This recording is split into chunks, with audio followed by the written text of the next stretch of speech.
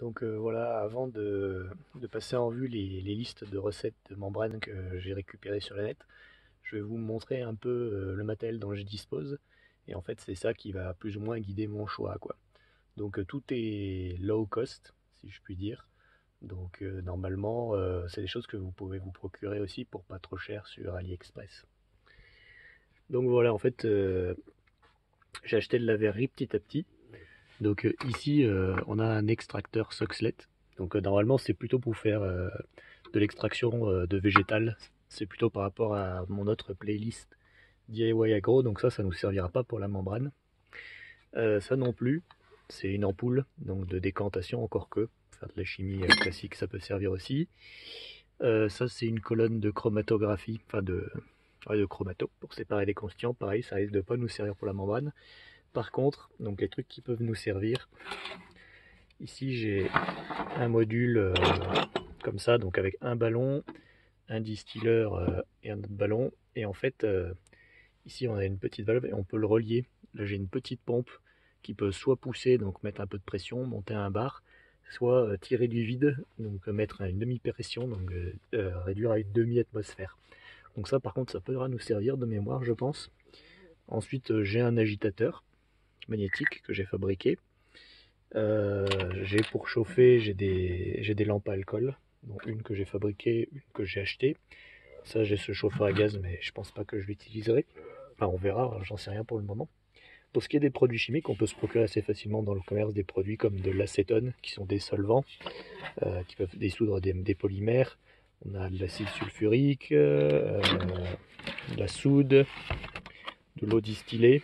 Pareil, c'est l'eau pour les, voilà, eau déminéralisée, eau distillée. Ça, souvent, c'est des trucs qui sont utiles en chimie. Ensuite, j'avais acheté ça.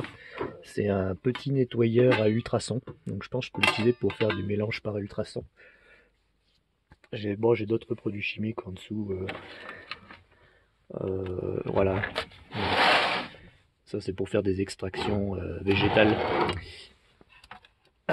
Donc, de l'alcool à brûler, de l'alcool ménager. Et au fond, c'est de l'alcool à brûler.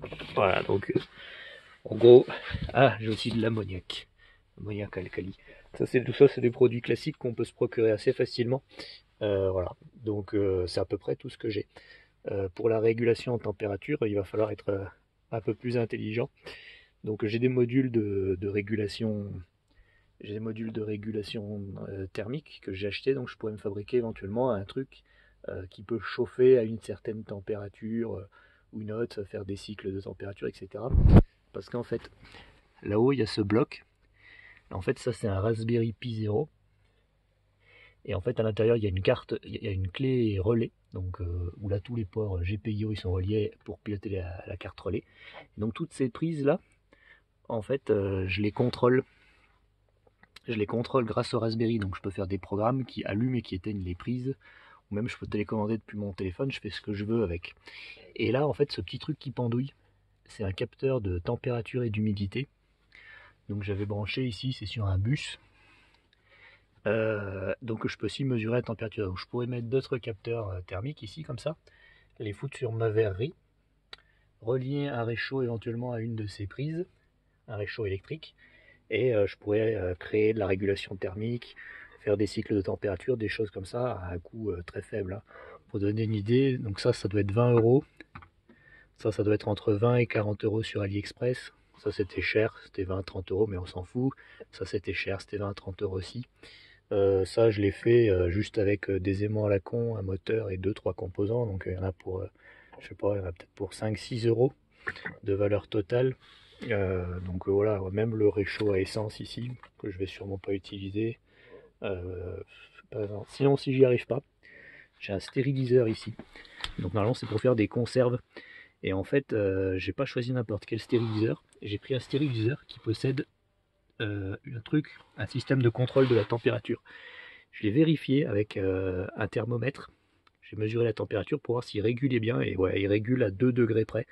Donc je pourrais potentiellement plonger là-dedans dans une espèce de bain-marie dans lequel je pourrais rajouter un agitateur magnétique si j'ai besoin de réguler une température précise. Et par contre, ça irait donc de 40 degrés à 100 degrés, quoi. Je peux pas faire mieux que ça. Voilà, voilà. Donc j'ai aussi un système de distillation fractionnée à l'intérieur. J'ai eu du mal à me procurer, j'ai finalement eu.